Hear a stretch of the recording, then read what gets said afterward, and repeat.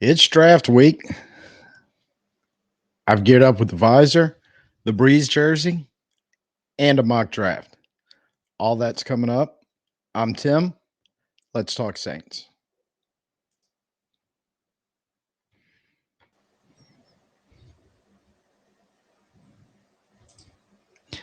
Now, before we get into my actual mock draft, that I'm going to, for better or worse, throw it out there, I want to talk a little bit about how I was approaching it when I went ahead and did it. Mostly on what we were talking about when we were a few episodes ago talking about both the offensive and defensive rosters, kind of where they stand now, and looking at we need to bring in guys that at least are going to get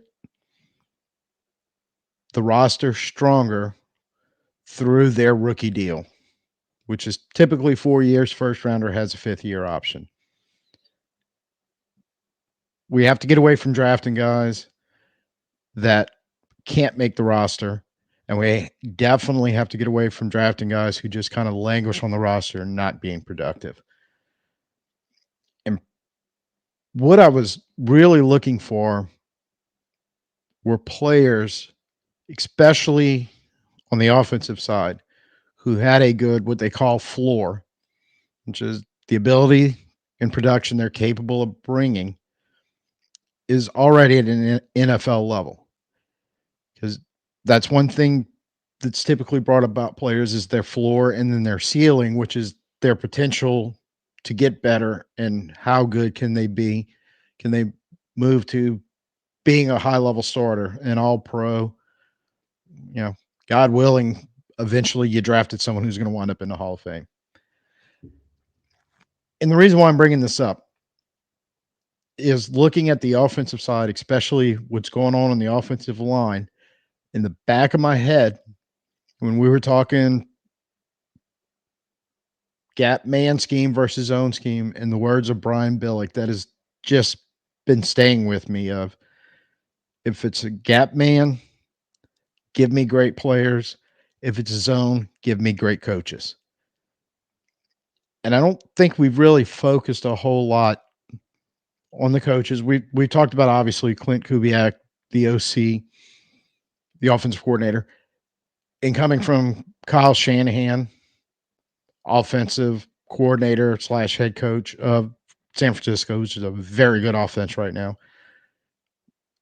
Talked about how that tree ties into their fathers, Mike Shanahan and Gary Kubiak, and kind of what started in Denver of what we recognize the zone scheme and how they were kind of tied in somewhat to Joe Gibbs back in the 80s and early 90s, Washington's coach who kind of started developing all this. But there's two names we haven't. I've mentioned John Benton a little bit here and there, and another one, Rick Dennison, that I think we need to talk about right before we start talking about the mock draft and what could possibly happen this week. And John Benton is the new offensive line coach. And just a real brief history on him.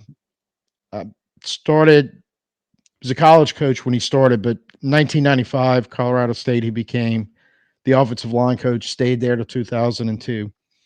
From 2003 up until this year, he is coach for the old St. Louis Rams team, which is now in LA, Houston, Miami, Jacksonville, New York Jets. And with the Jets, he also was the offensive line coach and the run game coordinator.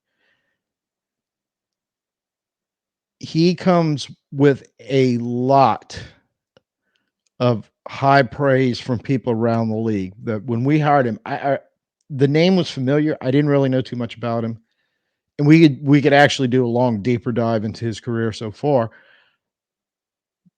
But there were people around the league and around the NFL circles that when this was announced on, media types, podcast types, that I all cocked an eyebrow and went, "This guy is good. He knows what he's doing. He's been in the league a long time. He's worked on most of those stops I've talked about with Shanahan or with a Kubiak or sometimes both, depending on which versions of father and sons were together on which roster as they were going through the NFL. And he has a reputation for having evolved a coaching style while his zone scheme evolved over the last 20 years and comes very, very highly regarded in the NFL as an offensive line coach. The other coach, Rick Dennison, he actually has a title of senior offensive assistant with the Saints. And from 1995 to basically 2020, he he was mainly an offensive line coach, but he also for Baltimore, I believe, one year was a quarterback coach, and has also had the title in some of his stops as a run game coordinator. But he started 1995 with Denver as I think when he started, he was an assistant offensive line coach, but I think in 95 is when he started becoming the main offensive line coach there. And that is the heyday of the Mike Shanahan zone scheme, really, with Gary Kubiak, Clint's father. I think he was still Elway's backup at the time, but he moved quickly once he retired into Shanahan's coaching staff also. That was kind of the genesis of what we're talking about today. He was kind of there from the beginning. He worked from 95 to 2020, various, mostly offensive line, but like I said, he had a couple other jobs sprinkled here and there. Denver, Houston, Baltimore, New York Jets, and Minnesota. Also interweaving his career, not only with John Benton in some stops, but also Clint Kubiak, Kyle Shanahan, Gary Kubiak, and of course, he started with Mike Shanahan. It's a lot of knowledge, a lot of experience in these two spots with these two coaches.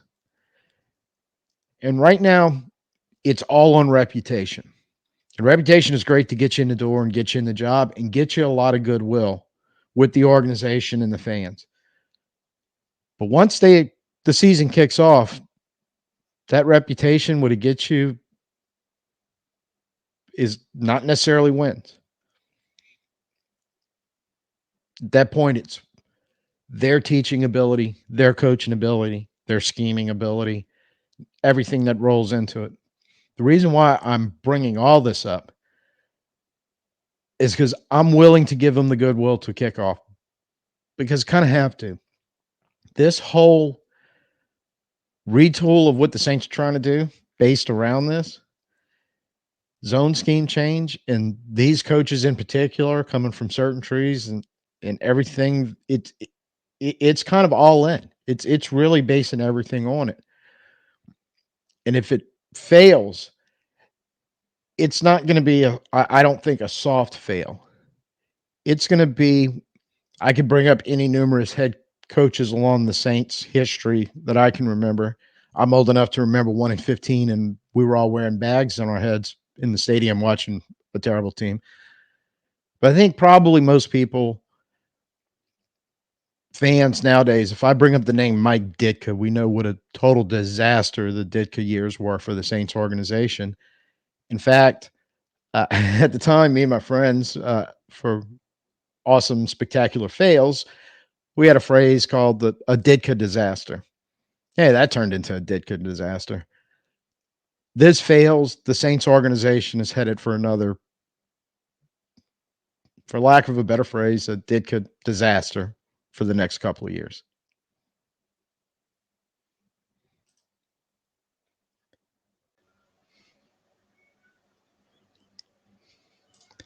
So let's dive right into the mock.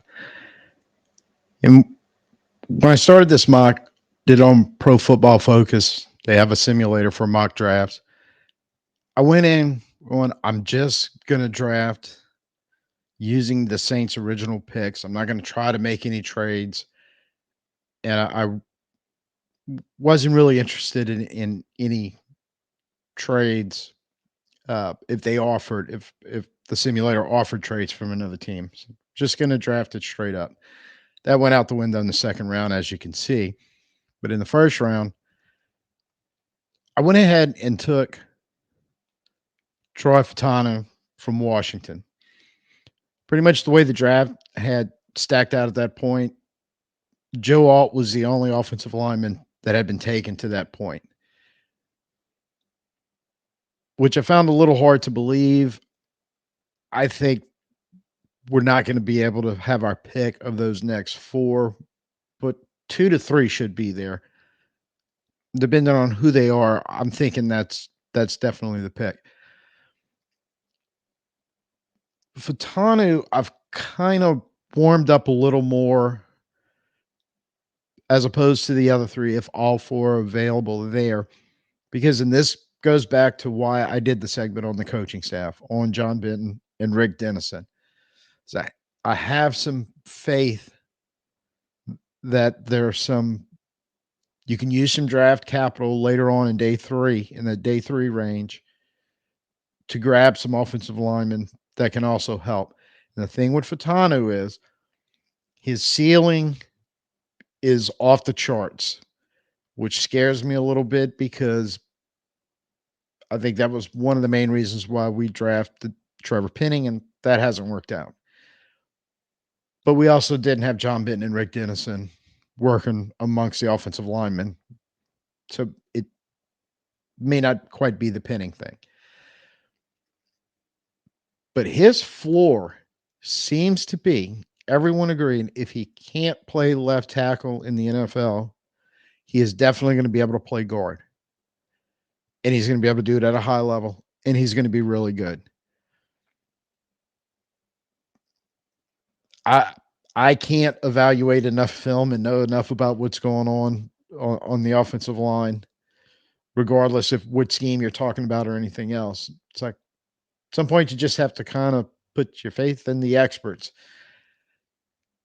To me, if you're going to at 14, you get an offensive lineman, especially this year as a rookie, that has a chance to start and fix one of the many problems, which is basically everybody but McCoy right now along the offensive line, you do it.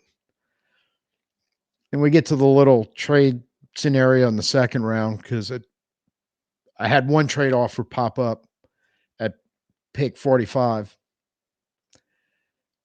from Miami, who wanted to move up 10 spots.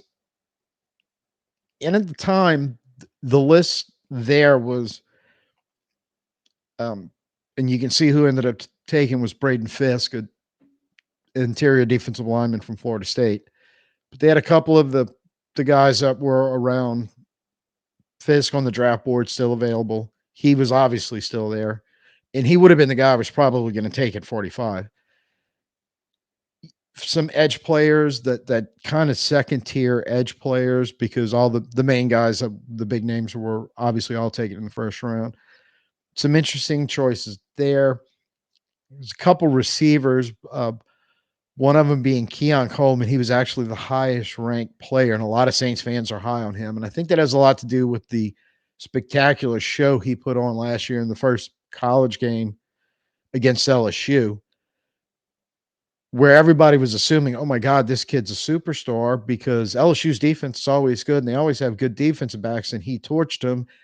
And we found out none of that was true about LSU's defense. And interestingly enough, not a lot of people talk about this. He was pretty good in every game after that. He nowhere approached what he did against LSU. Not exactly who I want to be burning a second round pick on, especially if you've seen video about there's 3 names that I was able to find who are really good, roughly 5th round options at receiver. They're not the only ones. Receiver is extremely deep. So I worked out the trade with Miami, basically moved down 10 spots and took this mid 7th rounder or late 7th rounder. I'm not even sure how far deep 239 is in the draft, and grabbed an extra 5th, going, well, let's at least parlay that into some more options in day 3. Fisk, I like. He's very comparable to Brian Brzee. I would have preferred more of a run stopper there, and not that he's terrible against the run, but he's primarily looked at more of a pass rusher from that interior like Brzee. But again, there's nothing that can stop Brzee or Fiske both from being better run stoppers. But he at least gives you another interior pass rush at the very least to get in the rotation, along with Brzee and Shepard and Saunders and anybody else that may work their way into that rotation. So I don't think you can necessarily go wrong there. Moving into the fifth round, one of many fifths. He was actually the first guy available on the board was Will Shipley, which I also did a video on. I think concerns about his size and strength, but again, I mean, I would hope the Saints training staff could put about 10 extra pounds on him, would get him up into about that 215 range. It's pretty decent for a running back without losing any of his. He's insanely explosive and athletic. And when you watch him run, that find the space, one cut, and get upfield style you want in the zone scheme, he's got it. He can do it. And he is fantastic in the receiving game out of the backfield.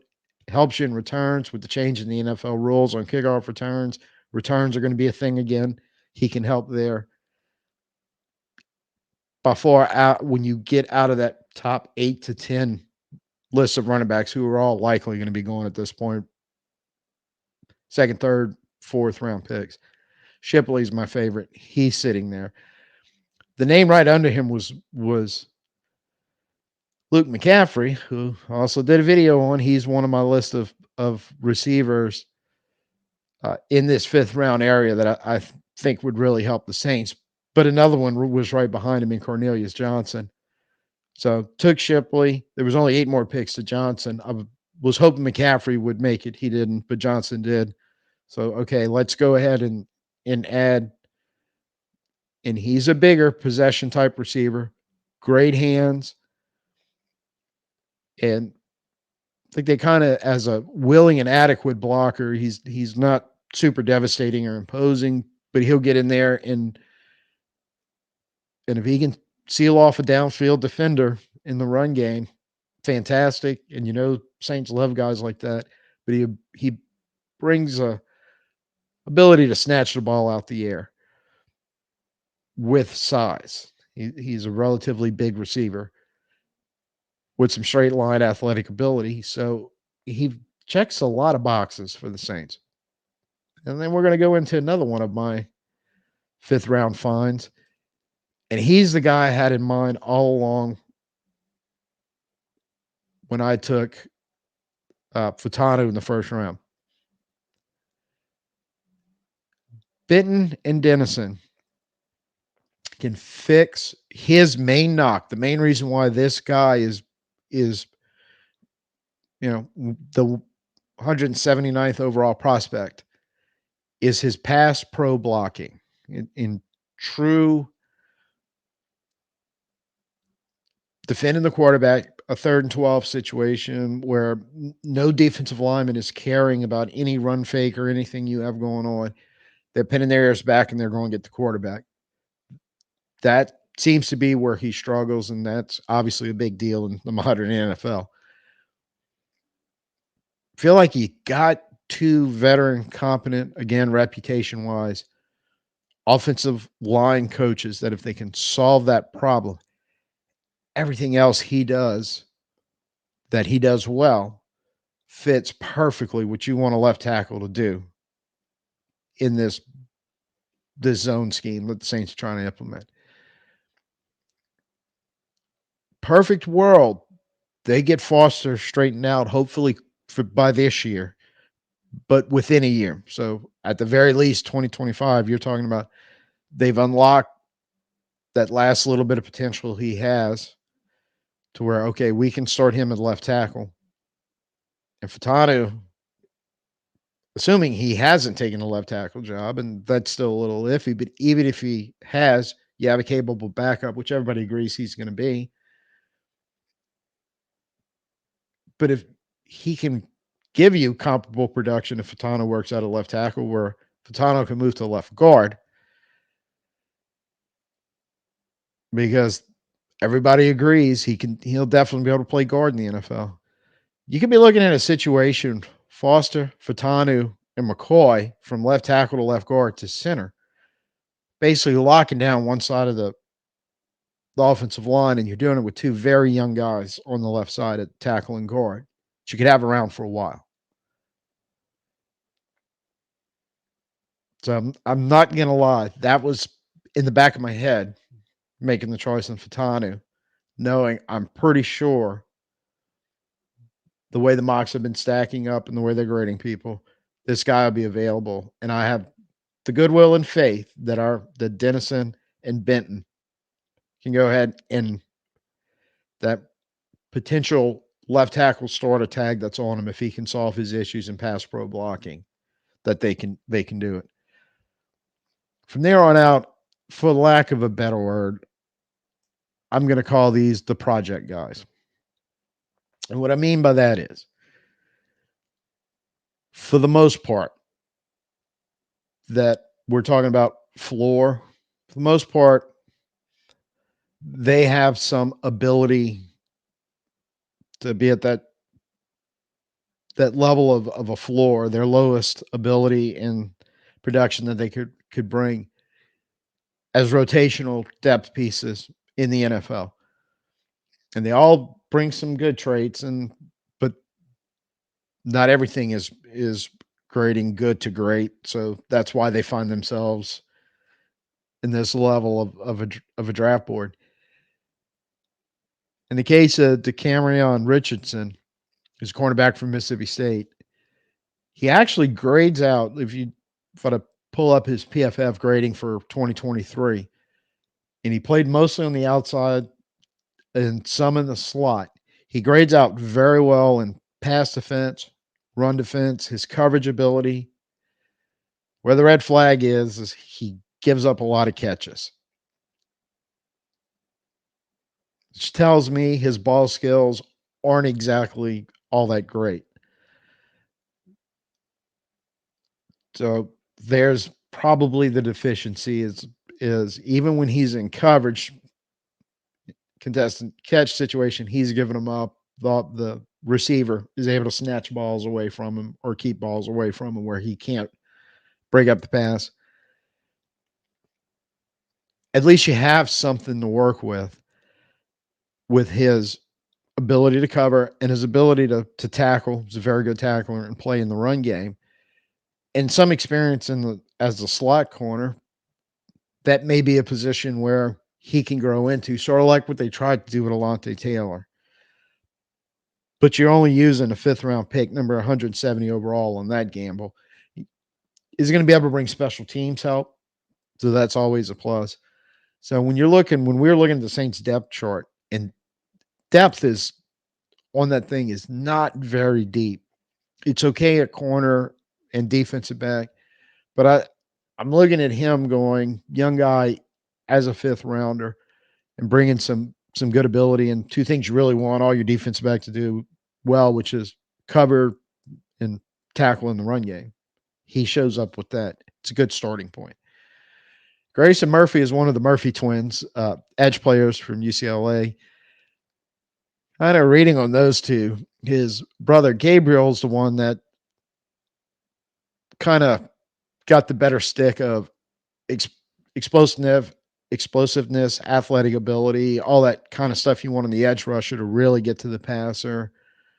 And not that Grayson doesn't necessarily possess that, just not at the level that's going to move him up the draft board like his brother. So I think it's probably somewhere around second, third round grade on most draft boards. But one thing that's talked about with Grayson that he has apparently a little better than his brother, it seems like, is a high football IQ and very good technique. And he's kind of viewed as, at the very least, he may not be ever an elite edge rusher, but he can bring some stuff that can bring some pressure. But he's pretty good in run defense. He doesn't necessarily get moved around a lot or necessarily overpowered. The way he plays, he can kind of hold his own. Definitely in the project range, but it kind of sounds like something to work with for the Saints. They like guys like that bring a little pass rush, bring a little run defense, and kind of get in the rotation and not necessarily hurt you at any given point where they have to take some snaps for somebody. But you probably don't want them on the field 50, 60% of the defensive snaps either. Logan Lee, defensive interior, big run stopper from Iowa. On the back end of this draft, there's a lot of guys that fall into his category, and there were quite a few of them there in the 6th round that are basically big run stoppers. None of them really projecting to give you a whole lot in the rush, but that's an early down rotational guy that can, or goal line or short yardage snaps when you got to bring in a bigger run defender because you're not really playing a pass rush up there at all. And that's one of the areas where if you have Brzee and Fisk taking a lot of snaps when you get into stuff like that where their run defense, they're not quite as big and their run defense isn't quite as good, where he can steal some snaps from some of those guys and help you out. And I don't know necessarily if it has to be Logan Lee, but I feel like in this area, a couple of those 320-pound, just big beefy guys that jam up the middle and can cause enough havoc and enough push to get in there on those true run downs to be effective. Something the Saints really need to look into. And finally, Justin, my apologies, Justin, defensive edge player from Alabama. I am not even going to attempt to pronounce your last name. I don't know how. And there's a slim percentage above 0 that I would actually get it right if I took a guess on it. Another sort of Grayson Murphy-ish. You're kind of getting 2 of those guys, again, that the Saints like.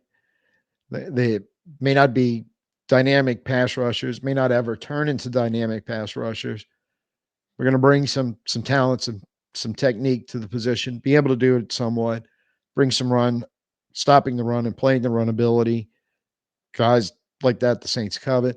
And this is just kind of at this point, a double down to Grayson Murphy because, again, looking at the depth chart, if everything goes according to Hoyle, Foskey finally develops and can see the field.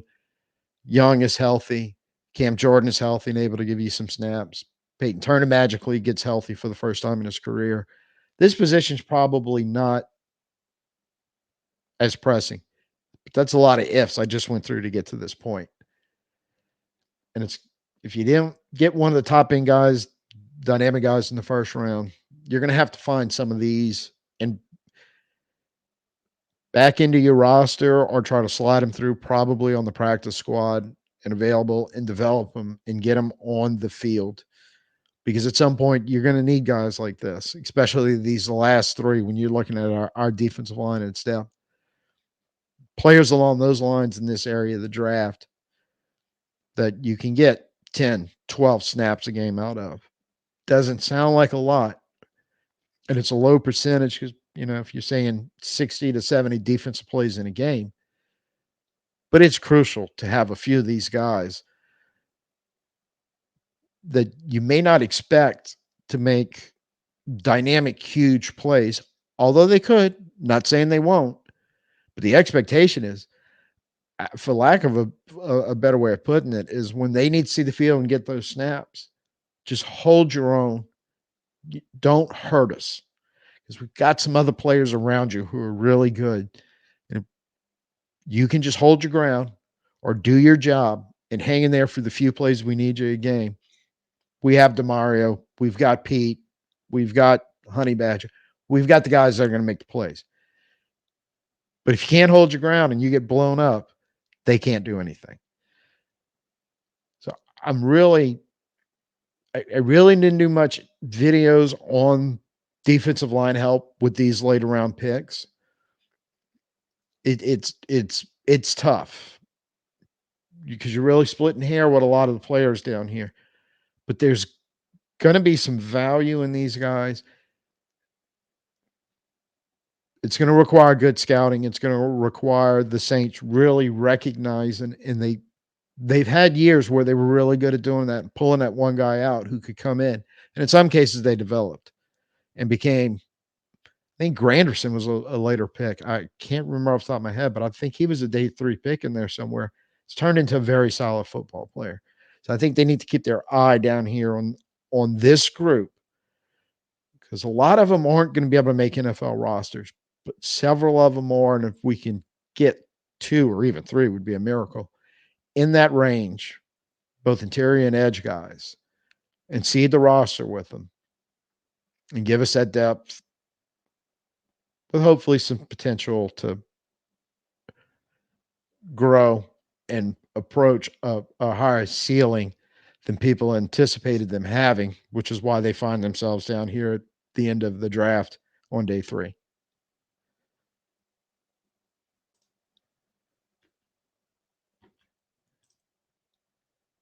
So there you have it. For better, for worse, my attempt at the mock draft for the Saints in the 2024 draft. A few reminders, biggest one being next Sunday, April 28th, 7 p.m. Central Time. We're doing Let's Talk Saints live. Yep. Mark your calendar, or better yet, like, share, subscribe, hit the notification, rumble, bang that follow button. So that way you can be reminded and know and be here to join the fun. Second sort of announcement I'm going to make is every year for the first round of the NFL draft, the Thursday night first round portion of it, me and some buddies who all belong in the same fantasy league get together at my house, watch the first round of the draft. There'll be some of them showing up Thursday night. Hopefully, you will be too, because my plan is to live stream during that event. However, I'm not getting a big amount of help from Amazon at the moment, who is swearing to me by 6 p.m. today, and this is Sunday, the 21st. The cord I need to be able to pull it off is going to show up here. So hopefully it all works out. I'm sure it will. Just right now, I can't guarantee it because it still hasn't arrived. Also, I'm recording this Sunday, the 21st. This will be aired Monday, the 22nd. And between now and the draft, barring something happening where I'm going to pop online either live or maybe record something to put out there, I'm going to take a few days off because getting prepared for the draft and kind of the stuff I've been doing, I've been daily recordings. Tim needs a little bit of a break. So I should be seeing this on Monday. I will hopefully please bring me my Ethernet cord, please, Amazon today. Hopefully that all works out, and I will be seeing you on Thursday night live. Till then, peace out. Who dat?